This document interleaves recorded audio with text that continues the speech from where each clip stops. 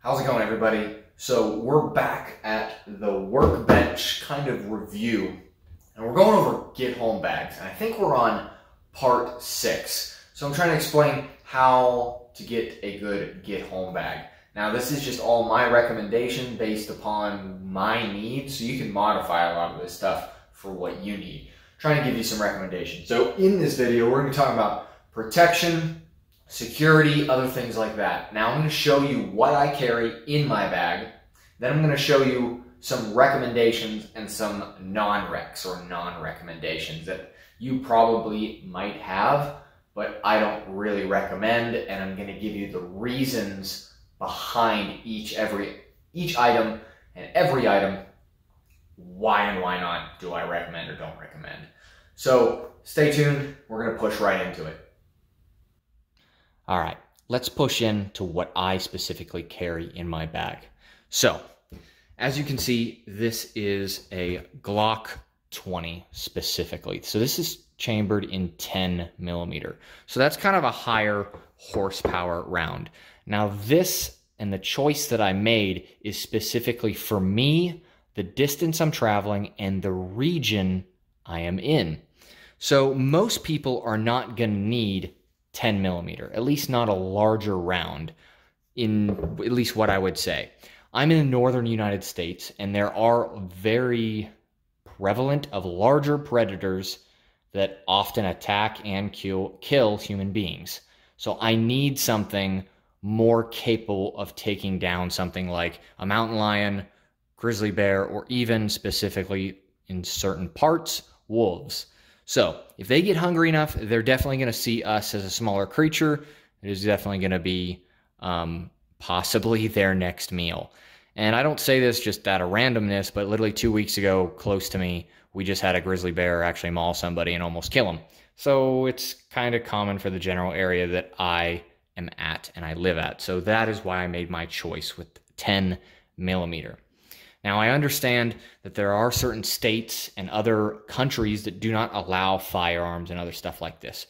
We're going to go over technically other recommendations that I have as well.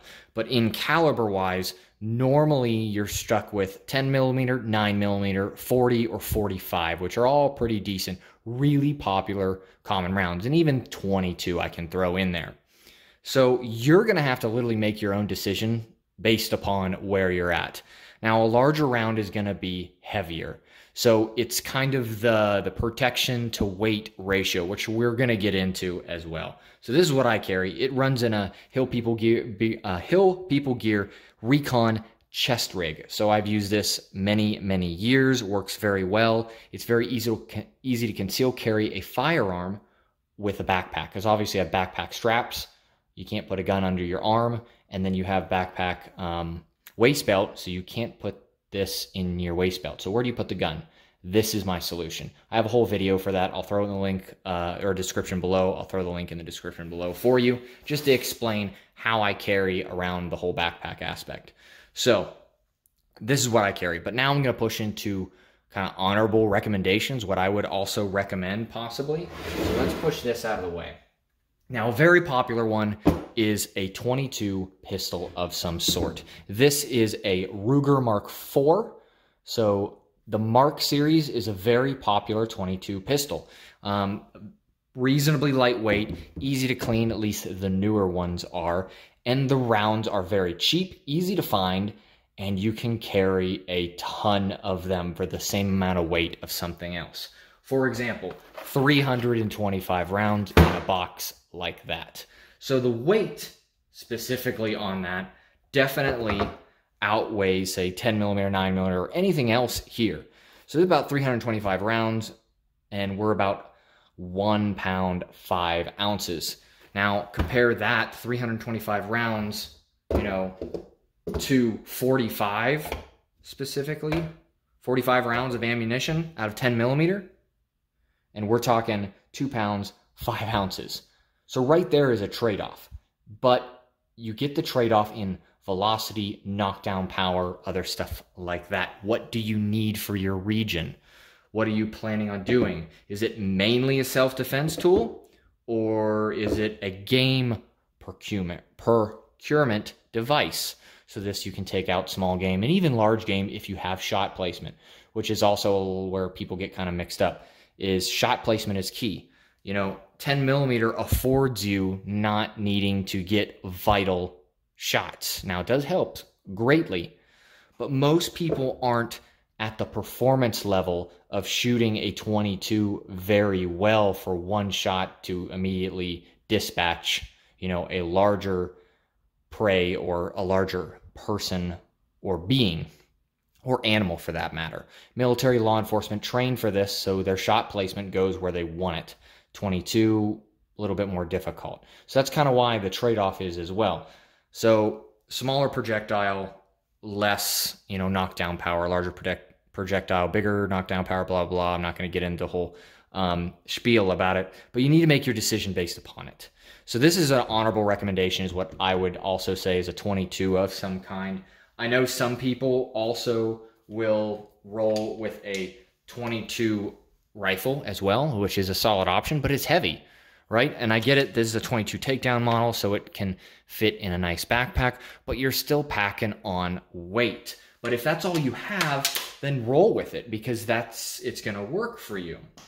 So other things, I understand that other states and other countries will not allow these type of tools. So there are other things out there for yourself.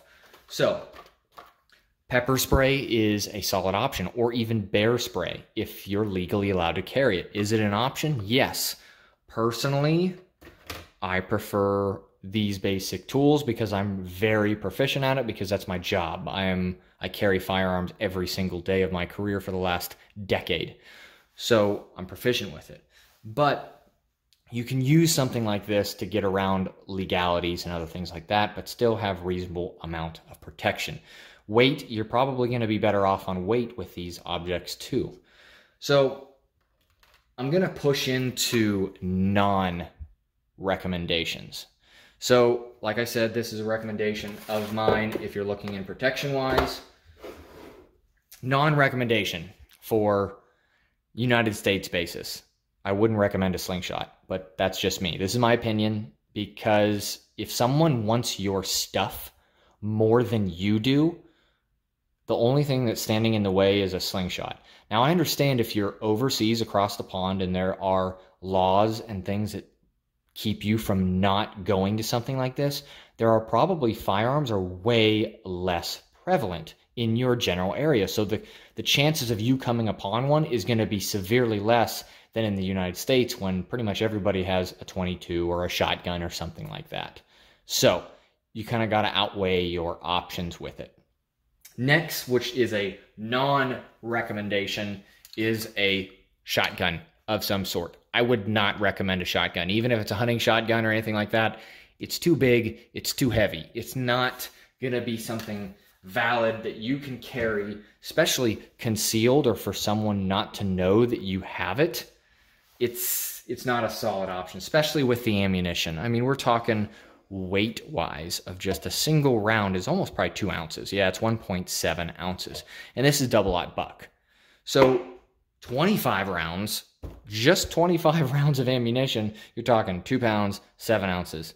And that's all you have, 25 rounds, and then you have to carry this big, long, you know, shotgun. So that is a non-recommendation. Now, depending on where you're at, the next option may be possible for you.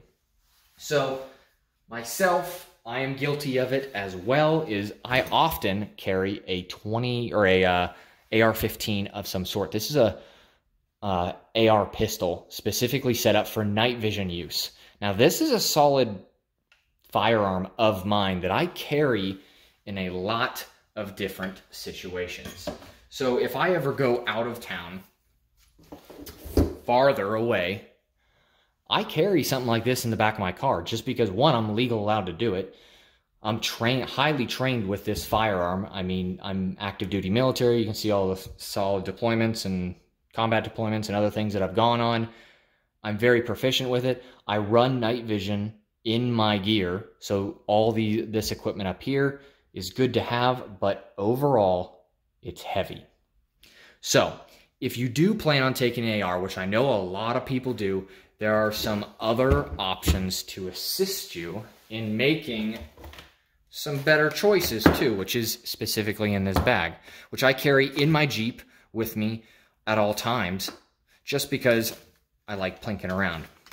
It is a 22 conversion kit for your ARs. There's some extra rounds. Those are CCI mini mags, hollow points, really good. But this is the bolt that you can literally replace in this to shoot 22 as long as you have a magazine. So that's a pretty solid option. Now, weight-wise, it's heavy. I understand that.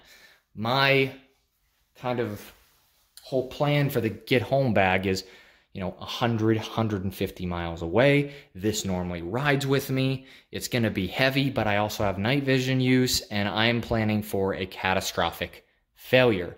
So that means loss of laws and all that stuff.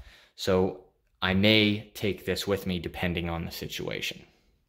So I hope I gave you y'all some good information. I still have, I think, about 1 or 2 more videos coming up in this series, which the next is the miscellaneous stuff. So this is everything that I skipped or didn't talk to you about. So like, say, fire aspect, how to build a specific fire, what do I carry with me, clothing repair kit, pack repair kit, like little things like that. Also that will be coming up. Tools is also going to be coming up as well. I think that's actually in the next video I plan on doing, is tools. And then after that is miscellaneous and kind of stuff like that. So definitely, if you guys enjoyed this at all or found anything educational, definitely hit that like, hit the subscribe. There's more stuff coming up. I greatly appreciate it. And I hope you all have a great day.